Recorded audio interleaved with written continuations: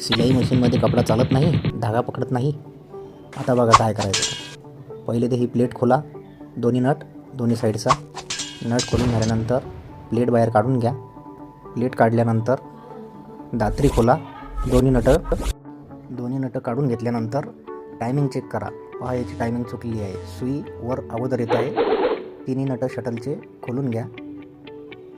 नंतर एकदा शटलची सुई बघा, जेव्हा सुई वरती येते तेव्हा शटल त्याच्या मागून जाते. या पद्धतीने टायमिंग लावून घ्या.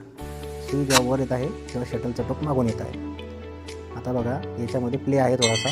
त्याच्यानंतर मी फिट केलं सगळं. दात्री प्लेट सर्व लावून घेतलं. दोन्ही नट कसले, मशीनचा दाबही कसला.